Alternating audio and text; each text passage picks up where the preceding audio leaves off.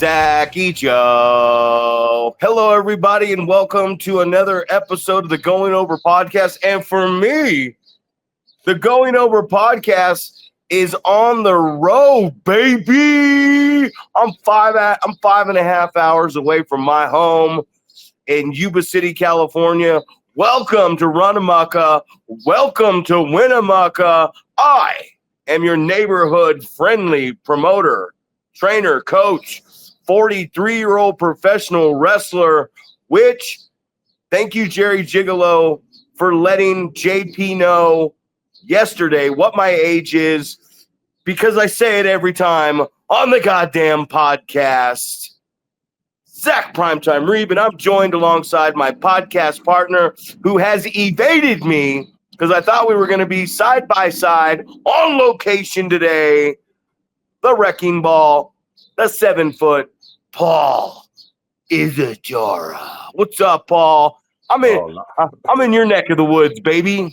Exactly, man. You get to see small town Nevada a little bit, so that's cool, man. So I think this was a unique episode, right? This is normally we do the post show wrap up show, right? Talk about what happened on the show, but this time a little more unique. We're doing it pre-show. This is where we're pre-gaming here, getting ready for the big show, the 2-day festival in beautiful, lovely Winnemucca, Nevada, just 2 hours east of Reno.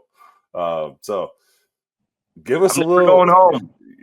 Yeah, I kind of figured. I love Winnemucca. I'm never going home. Winnemucca is my home. I figured, man, you're from a little small town as well, so I figured this was going to be just right up your alley. So give us a little rundown, man.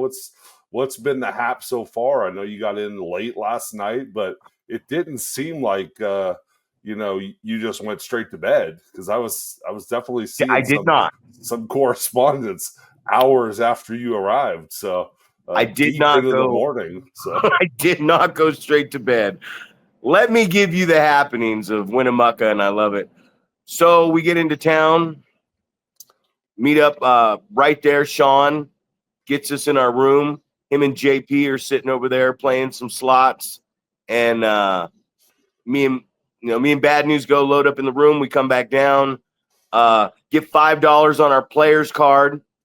I got a voucher for 41 cents. So I'm profitable right now, to be honest with you. I mean, JP took care of us as far as the PO and everything goes. It's a great way to start the weekend, definitely on that aspect. And then we headed over to one of the guys, Butch Cassidy's, right? We head over to Butch Cassidy's and Malcolm Flex, something Rocket. And then I met the most interesting professional wrestler of all time. He's a year in the business in Oregon, trained by Bubba Blanchard, and his name is the Hoochie Daddy. And the Hoochie Daddy likes the spirits, and the Hoochie Daddy has personality. He's got the it factor. Just ask him. I love this guy, man. I was trying to avoid the big cases of spit that was coming out of his mouth, and then Jerry Gigolo showed up, and great night, man. You know the best part about a night like this.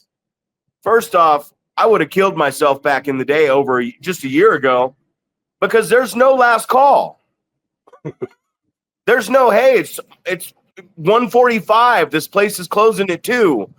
You just keep on going, even though there's nothing open. You just keep on going. And it was a fun, wild evening.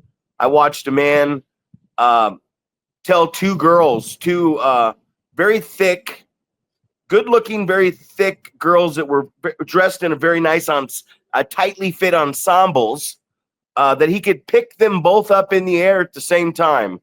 And I'm thinking in my head, oh, man, he's toasted. But these girls, and there's the man spinning Brody's in the golf cart behind me.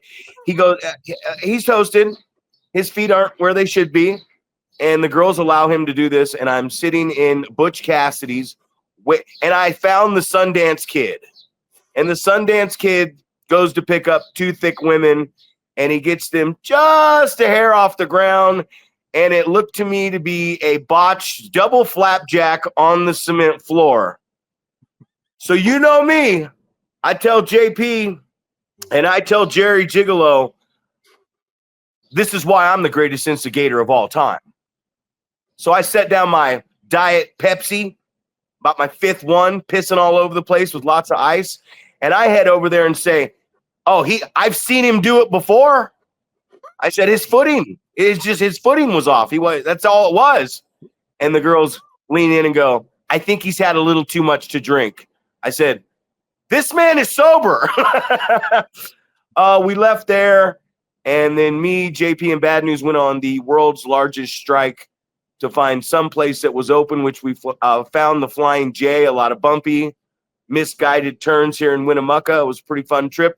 And we get in, and there is pizza, fresh, beautiful pizza. And I don't know if we were just hungry, but me, JP, and the newsman all stated this was the greatest pizza we'd ever have. Got in at 3:30, up right now, took a shower, walked over here. I don't even have a cup of coffee. This is all I got. Winnemucca, baby. Winnemucca. And that's just the first 3 hours before I went to bed, bud. Right. And I don't know how you're, first of all, how you're functioning with no coffee, and how you're in such high spirits, how your energy level is at such a high level. Maybe you're going to crash before the show. Get yourself a pre-show nap or something. Absolutely not. Too much going on. So yeah, man, I looked at the run sheet of that the first day, man. It seems like it's jam packed. Something going on every half hour, whether it's music or burnout contest or whatever.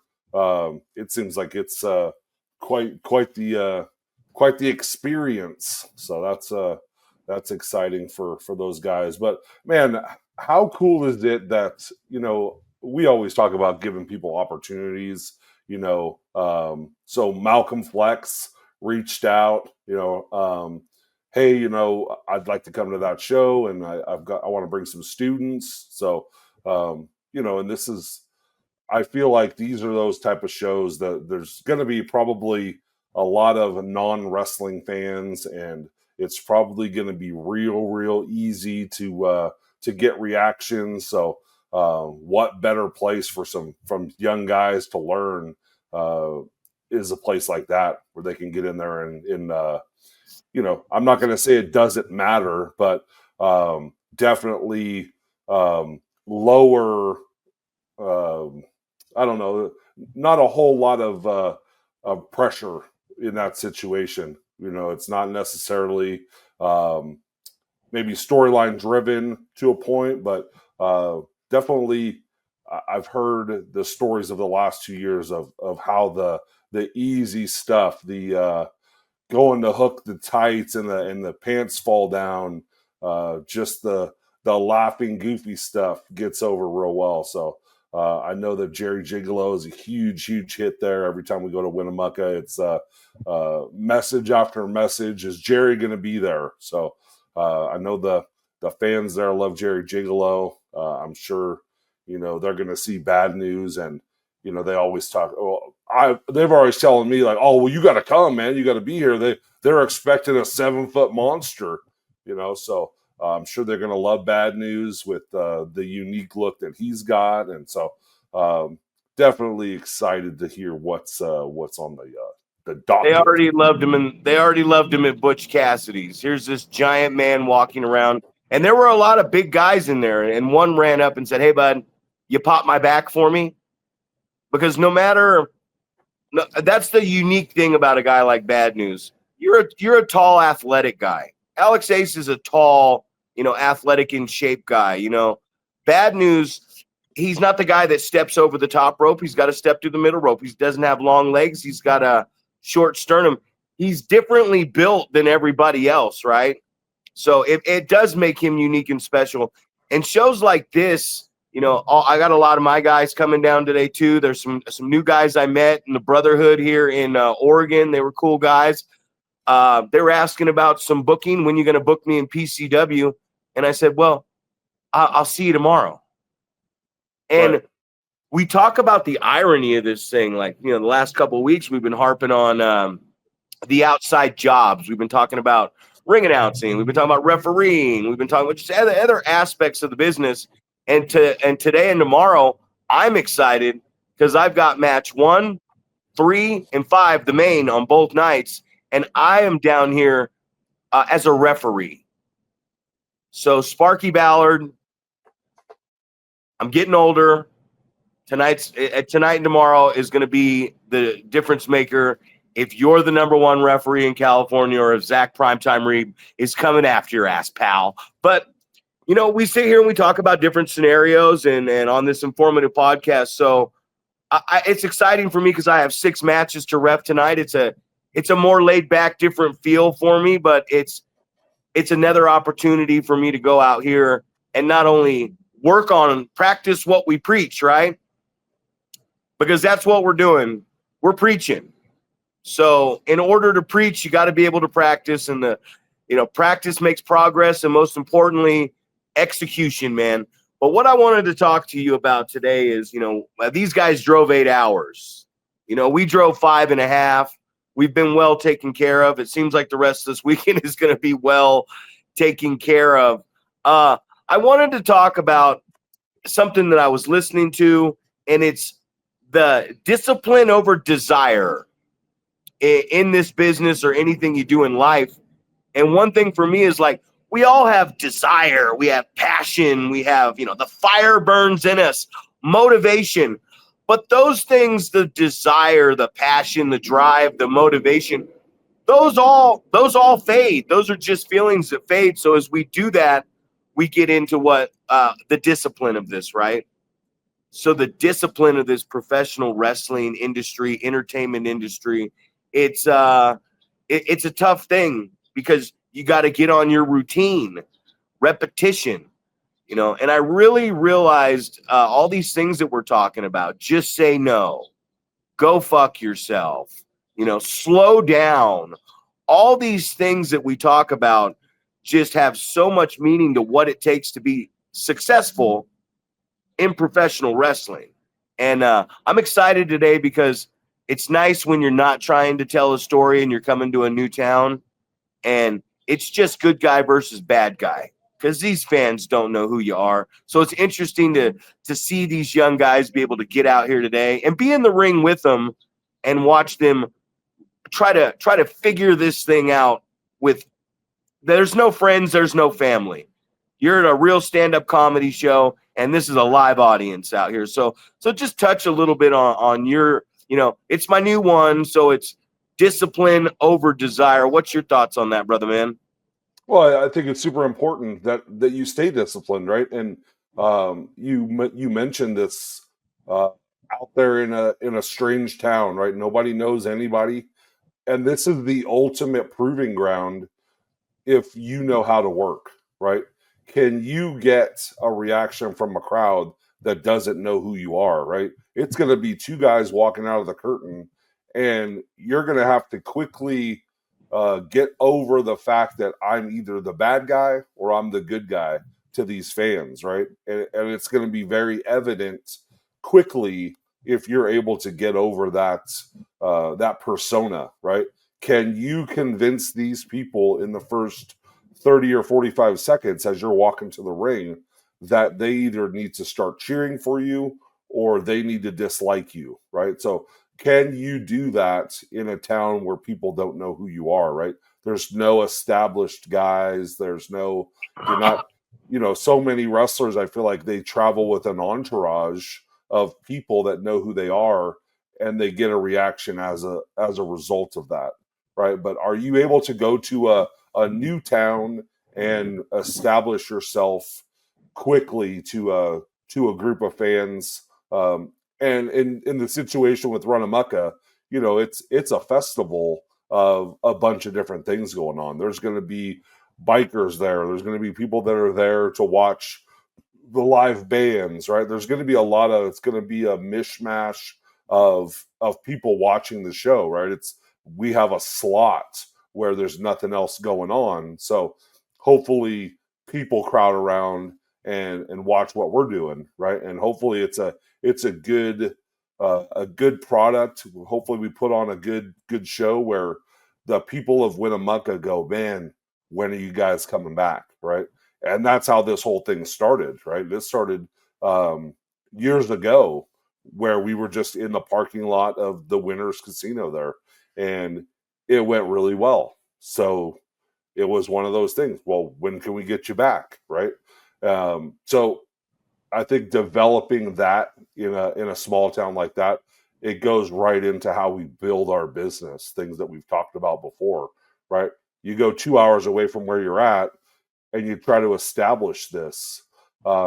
So if these guys have a desire to be good at this, you know, that's how they're gonna make it work here, right? They have to have that.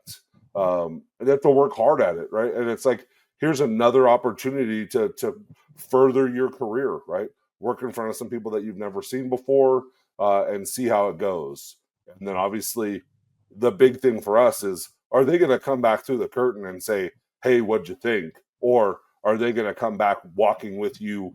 You're helping them to the back, and they're asking you, "How'd I do?" You know. So hopefully, not only do we go, hey, we're going to get to work a new crowd and a different product, and maybe we're going to work someone we've never touched, you know, before, which I think is also a cool, unique thing, because so many times that's all we see is two guys wrestling each other in this town, and then they go to another town and they wrestle each other again in front of the same fans and all these different things. So, you know, this is a great proving ground where you get to work with some people that you've never worked with, right? And it's going to be great for you, I think, to be able to give these guys feedback, maybe not on the fly, but maybe on the fly because of the matches you're going to be refereeing. So I think that this is a very unique and awesome opportunity, and we'll see if that desire leads to what we need to get done here. Well, the one thing I notice, and I love to notice it when I meet new people, wrestlers, whether they've been doing it for a while. I think Malcolm's been doing it for like 20 years, and the other two guys are within their first year. Good looks, good physiques, lots of personality. So you like to see people that look different, that look like professional wrestlers. It's in gimmick, whatever, but they look different than everybody else. And for me, I'm out of my comfort zone, man. I bet in the last 5-6 years, I went on a trip to Los Angeles for the weekend, where we all took a van down with like 11 guys for one of the festivals. I went to Texas for another festival where I got on a plane for the first time since like 2006. And here I am this weekend coming down to Winnemucca. And it's different to me. So I just wanted to tell them, the young guys out there, man, like for me, going to Japan, going to Portugal, I turned down a lot of stuff. I turned down some stuff in Mexico. I turned down some stuff in Puerto Rico, Japan again, a lot of different stuff. I didn't like the airplanes. I didn't like to travel. I wasn't mentally good up here and to get on the airplane, to go on the long travel, because the lifestyle that I was living. So, I mean, just now for these young guys, get out there, man.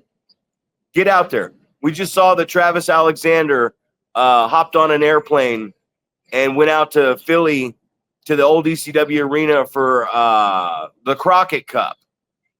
He flew himself out there to set up a fucking ring and let himself be seen. And that's one of the things when I've been talking to him the last 9 months, he was very adamant about where he wanted to go in wrestling.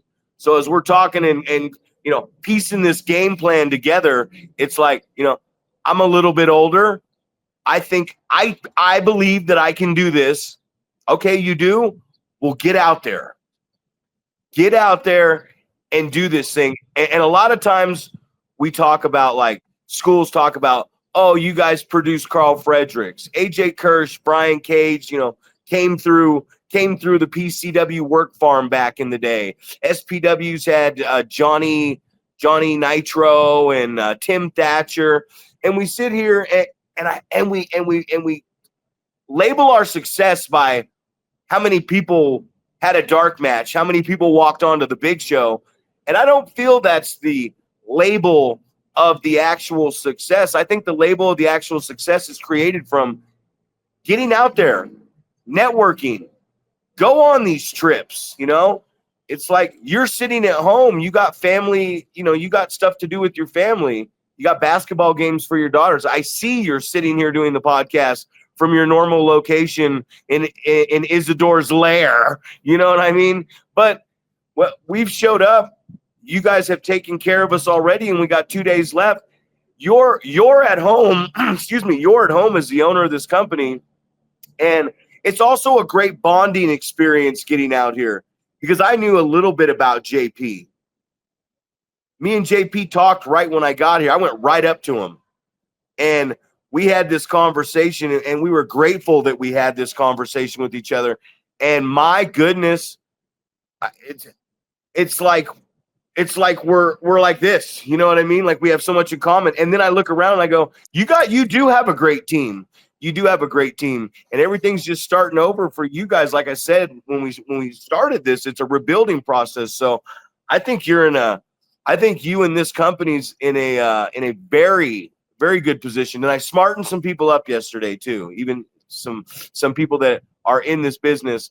I said, do you know what the APW Nevada Reno Wrestle Factory, what the original promotion was called? I said it was called Coastal Pro Wrestling, CPW. And Adam Malachi and Luster came down and worked at PCW for 3 months with Brian Breiger. And me and my father built that first ring that we brought up to Fernley. And that's where CPW, so the nucleus of this thing. And that was a long time ago, man. That was 2000, 2001. So it's just a beautiful thing, man. I'm in this beautiful place, and I mean, we might have to do another one of these post. Well, we're going to do one post for sure, number 52. But yeah, no, man, I'm grateful. Thank you very much. And I'm just glad to be out of my comfort zone. And I want everyone to get out of your comfort zone, man. Live in the present and live life. And if you want opportunities, nobody's going to hand them to you. No wrestling school, no wrestler is like, hey, man, can you get me on with this company? Network. Go meet people. It's that easy. That's how easy. I just met these guys last night. It's that easy to network and talk to people. So yeah, get out there and network. Absolutely. So, I mean, to kind of dive back into, you said about, you're almost like hesitation to travel, or you just don't like to travel. But talk about how maybe that could have, set you back in some sort of success. I mean, obviously we all measure success differently, right? You look at 26 years and running your company and all those things, and that's a success, right? But what about a different way of being successful? I mean, you mentioned all these guys that come out of these different schools, and I think there's a common denominator there, and it's not that they stuck at that one school and they just worked at that one promotion. These dudes, Carl Fredericks for us, he went to Southern California and got involved in a dojo for a Japanese promotion, right? That's how he kind of got his thing going. And then we talk about Tim Thatcher, flying himself to England to work the style of wrestling that he really wanted to pursue and learn as much about it as he could.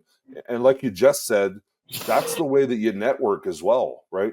You meet people that go, hey, you're working this style, and especially in the States, you're not going to see that often. The British style, it sets you apart because you do that versus the flippy floppy style that I feel like the majority of people do, right? They're spot monkeys, they're not super technical. You don't see a whole lot of chain wrestling. But when you watch Thatcher, that's what you see. You see mostly chain wrestling and a couple of high spots here and there. But talk about maybe how that could have held you back and where you could have potentially went if you were like very open to like jumping in the car and driving cross country and just, live in the gypsy carny lifestyle, right? I'm going to go every weekend I'm going to be in a different town from the West Coast all the way to the East Coast. I'm just going to be picking up bookings, right? I'm going to network here, and they're going to get me a shot in another state, and then I'm just going to make my rounds like that, and I'm going to make a name all over the United States rather than just being a one of the founding guys and the guys that are real that about on the West Coast, right? That everybody's like, oh, that dude, oh, he only works for this promotion, right? And I remember hearing that about BTW guys as well. Oh, they don't get out there because they can only work at BTW and they have to work with their guys and stuff like that. And talk about how much of a detriment that potentially is when all you're doing is working with the same group of guys rather than getting out there. Like you're talking about right now, how you met some guys from Oregon and how that's going to be a different thing, right? There's a networking opportunity in itself right there. We always think about you go to a place to network and get booked, but it also works in reverse, right? You go to somebody comes to your promotion and they work with you, and then maybe they work with one of your students and they go back and they tell their people in Oregon, hey, there's dude, we found this really, this dude we probably should bring in from California or from Nevada or whatever.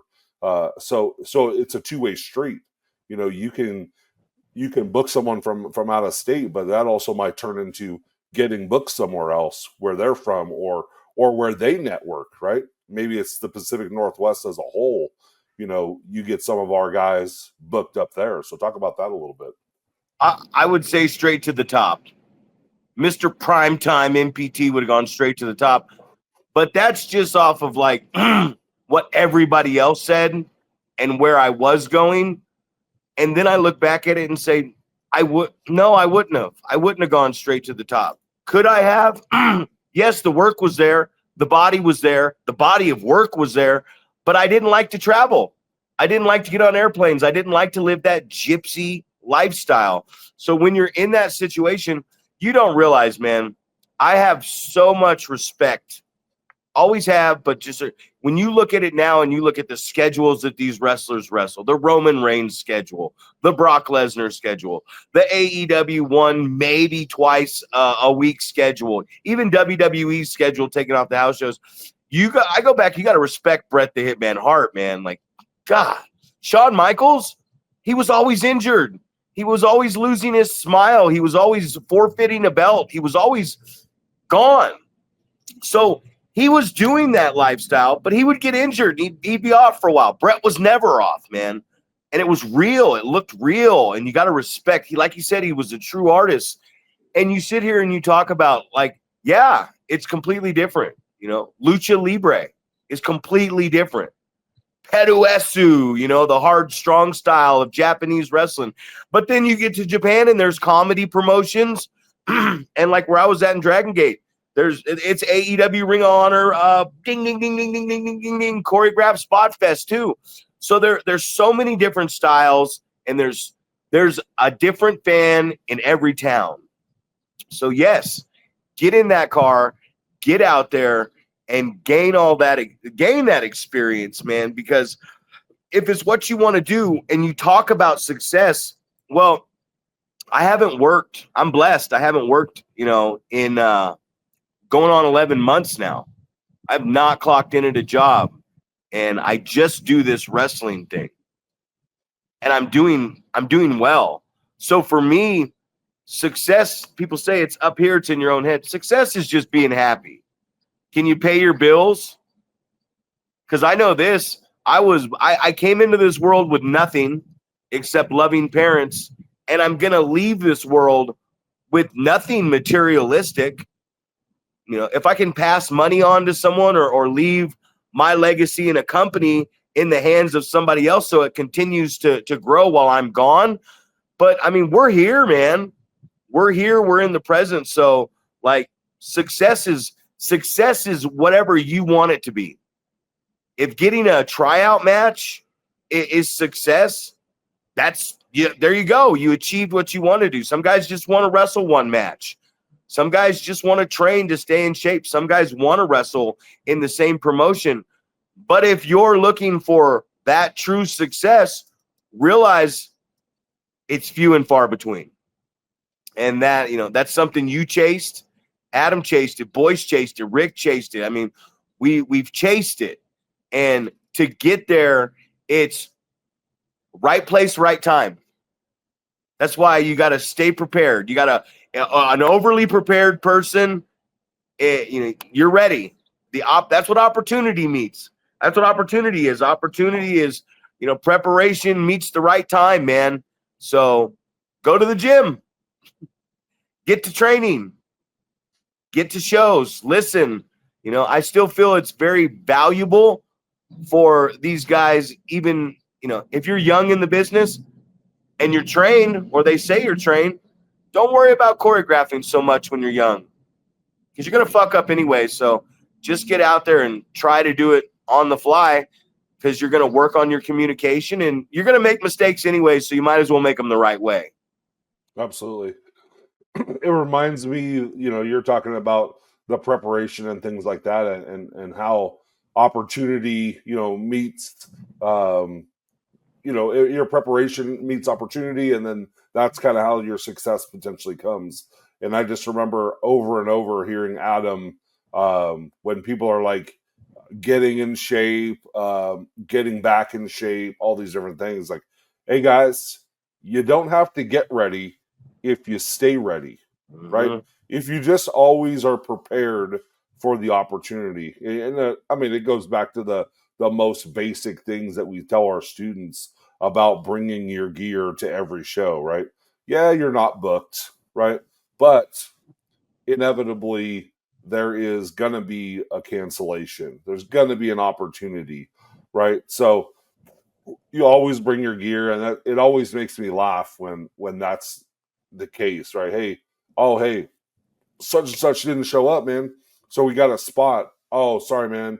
I don't have my stuff. It's like, okay, well, you're a fucking idiot then for not bringing your gear. It's like there's going to be there's just so many opportunities out there. You're working in a referee role this weekend, so it's just there, you never know what's going to happen, right? We had some things that went down, and your um, your attitude of just the way you just want things to be successful, right? You want the show to be better. So like it is, obviously we're buddies. Like I expect the same things I would do for you that you would do for me, but it's always still exciting, and I don't want to say surprising, but it's just like it's a great feeling when you say, "Hey man, I'm going to be at this show. I don't have to wrestle. I'm going there because I want this to be successful. I want it to go well. So whatever you need me to do, I'll be there." So it's just it's a great feeling to know that you're surrounded by people that are like-minded like that. We talk about it so much, right? Be there, show up, do whatever is necessary to do, but um, there's a little bit more importance in that when you've been around for so long and you're still willing to do have that same mentality as we did when we were first breaking in, right? Go in, help with whatever, right? It's ring crew, it's selling merch, it's security, taking tickets, setting up the chairs, whatever it is. You're there trying to do whatever it takes to make the show as a whole successful. And for you to be doing that still 26 years in, where I'm not going to say there's no ego, because I know that we all have egos, right? We all think, oh well, this is what my role should be. But to be willing to just go, hey, whatever you need as a 26-year veteran, I'm here for you. If you need me to book the matches, if you need me to ref, if you need me to do whatever, it's whatever. It's a yes. So talk about how that role, like, we deal with so many people that have that mentality, versus people that are too good to have that mentality, right? I've been around for so long. I don't need to come and help with setting up the ring, right? Because I'm a vet. Don't even ask me to get squashed in a match because I'm a vet. Things like that. So, talk about the difference between that, your mindset of still wanting to do whatever it takes to make the product, go smooth versus those people that you see that are, you did ring crew at 10 o'clock and they roll up at 12:30 or 1 with their rolly bag, straight to the locker room. There's no, what can I help with? Can I help with something? Nothing like that. I'm pro wrestler mode. I'm not, good of the whole mode. So talk about that, the importance. That person's not going to be around. And if they're around, they're only going to be around for the diminutive success that they want to achieve. And if they don't achieve that, then they're gone. You know what I mean? And we sit here and we talk, man, thank you for all that right there.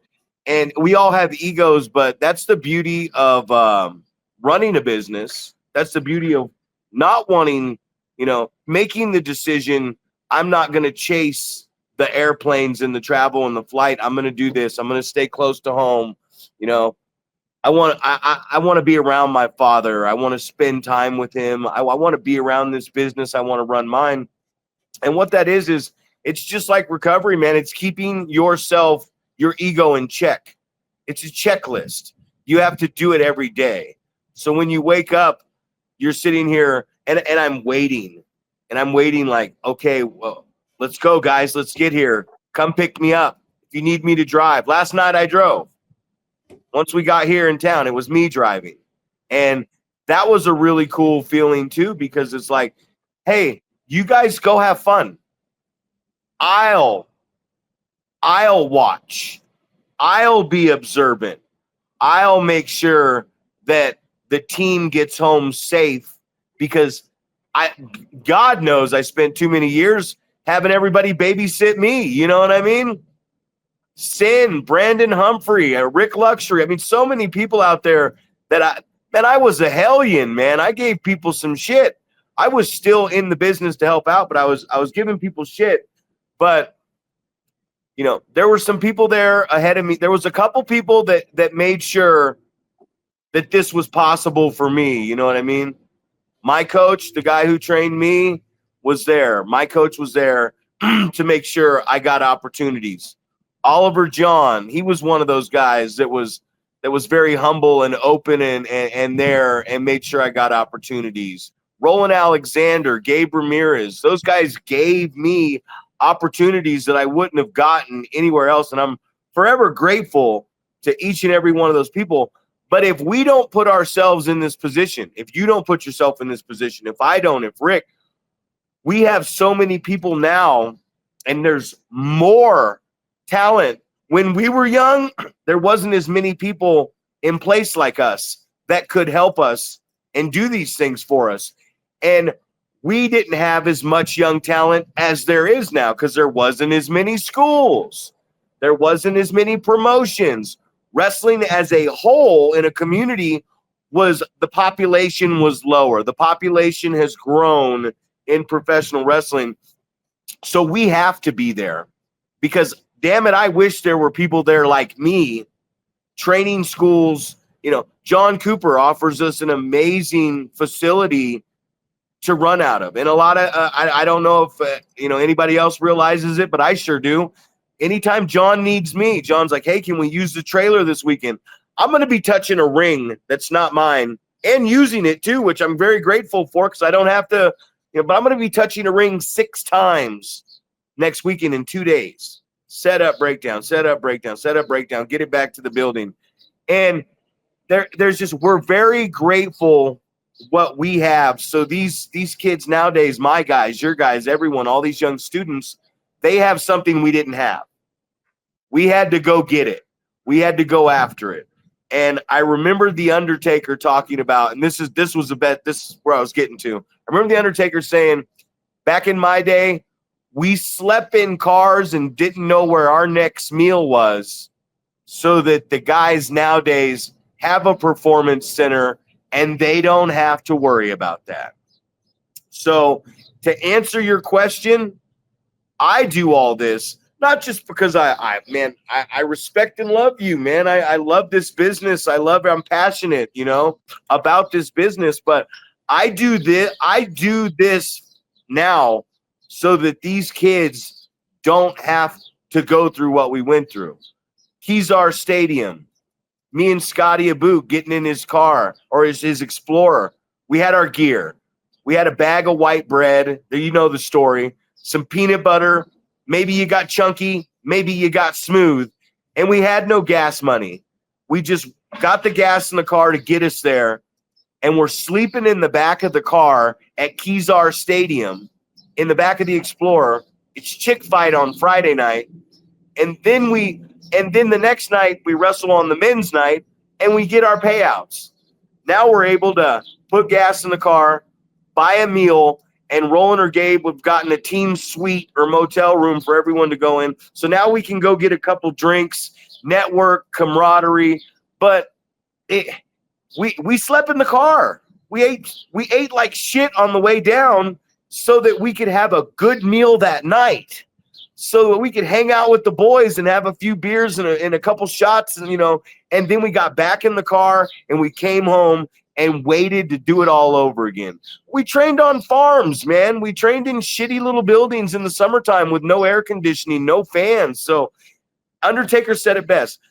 I missed the meals and I didn't know where I was going to sleep or eat, so that these kids nowadays don't have to. And that's the greatest thing that we could ever do in this business, to prove, not just to prove, but to give back, man.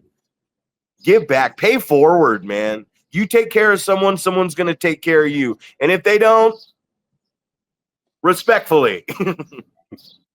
Absolutely. So I was, as you're talking, man, I'm thinking about situations that we've talked about recently, and it revolves around loyalty to a promotion versus getting a bigger opportunity. And you had mentioned Travis Alexander, right? So, and I feel like that guy is very loyal to us, and likes what we're trying to do here, and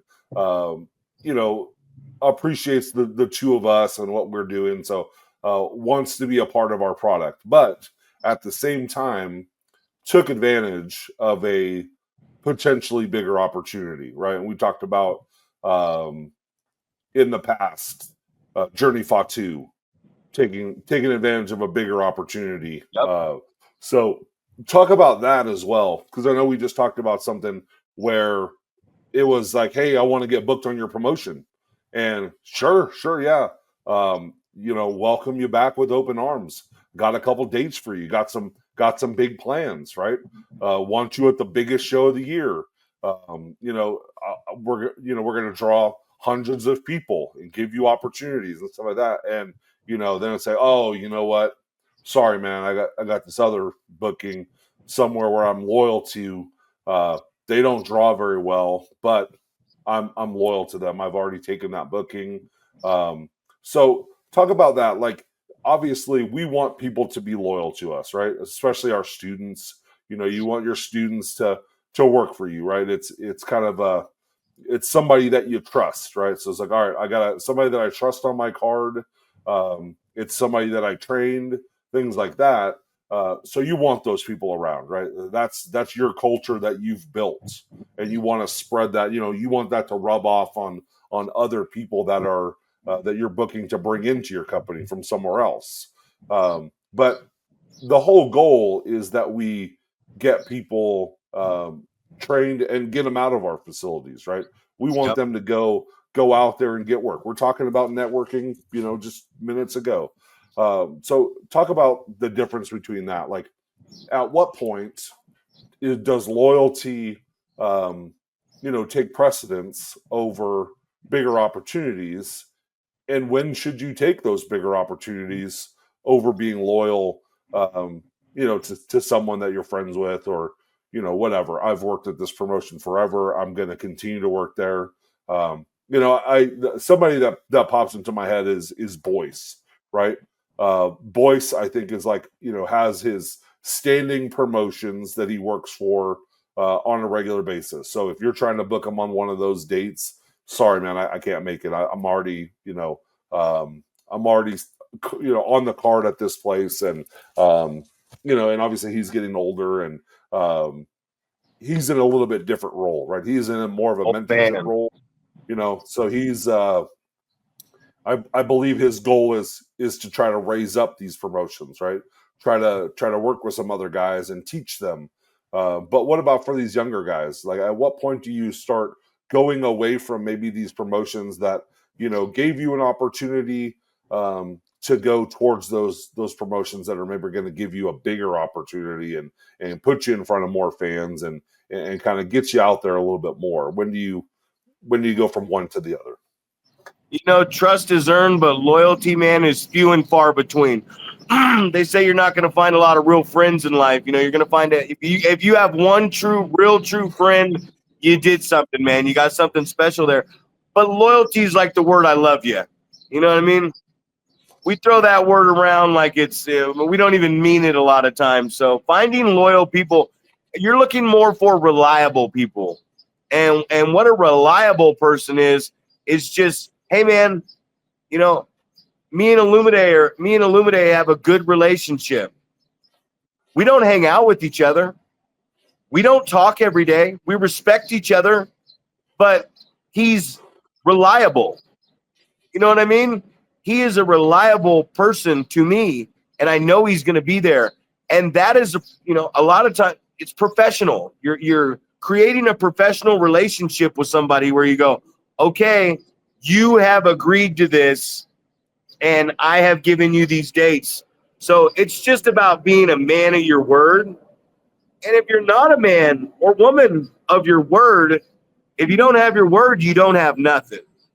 So if I tell you I'll be down here to do this, and then all of a sudden I talk to you the next day, and I call you that night, the day of, and I go, oh, Paul, you know what, man, I just don't really feel like making the drive, man. And I make up some excuse. Well, don't get rid of me. Get rid of me. Because I'm only here to, like you said earlier, I'm here to help. I wrestle, referee, sit next to you and watch the show. It don't really fucking matter to me, man. I'm just around because I want to see something grow. And you talk about those bookings. There's so many of those guys in this business, man. They'll bitch online. They'll go online and be like, yeah, man, I hate my life. I want to kill myself. I hate the place I work at. I'm a veteran professional wrestler. I just need opportunity.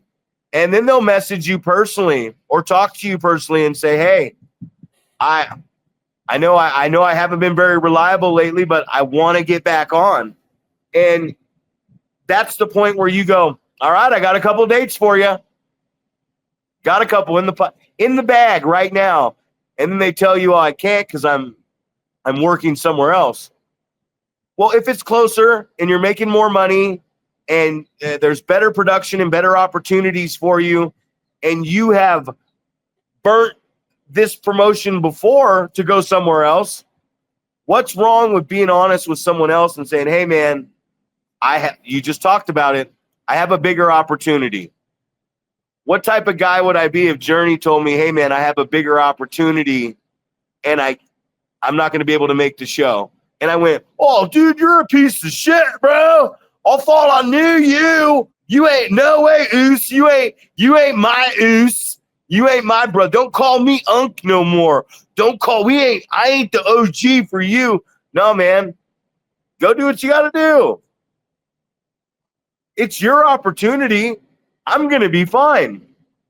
You're not going to make the difference in the ticket sales on my show. I'd love to have you on it. You're, great talent, great guy. That's the type of guy. He's a professional. Love him. I want guys like that around. That's who I want around me and my business and my guys. But if you can't make it, it's okay. We'll move on. Everything will be okay. And we we just see this opportunity thing where if it works for you, right? If it works for you. Oh, what do you, hey man, what's going on? My weekend's free. I know I fucked you over 5 times before, but that's because I had other bookings. Get out of here, dude. We're trying to grow as a business, so you have to be reliable. Like I was just talking about Illuminate. Nathan Brick, Jason Xavier, Surza. I mean, I can get Travis Alexander. I talked to Travis to help him out. I advise Travis to go do these things other places like that. Because, and I like to have Travis on my show. But guess what? It's like I told Travis, even though I have not asked you what available dates, I recently did, but before that, I had not asked him about any available dates, right? Because he's navigating and doing his own thing. When the time is right, and yes, we want you guys to go out there and be famous and become stars, but we also want you to come back too and share the fucking wealth. You know what I mean? Like, yes, please go to WWE and then come back and hop on this podcast so we can get more views. Yes, go to the big time and then come on back and show up at a primetime university practice out of nowhere. Sign some autographs at a show for me. Give back to us. We want you to go all over the place, but it doesn't mean we don't want to not use you anymore, because we want you on our show. Even if you come back once and you help out Ethan Reno, or you know what I mean, or a young guy on the card and get him over. So yeah, this was a good one, but I had a story to tell you real quick because I left one out. Nice, go ahead. So I've had 2 sets of wrestling boots in my life. Right. Both of them have cost me $750. I lent the white pair that I didn't use anymore to a said wrestler, and I never got them back. They're gone. We'll never see them. My first pair, we'll never see them again. The boots I've had for the last 17 years, maybe 18 years. So I brought my gear just in case. Me and Bad News get in the room. As we leave, he didn't shut the fucking door. So we're out for 3 or 4 hours. I come tired up the stairs, and I look at 207 and pull my card out, and the door's open.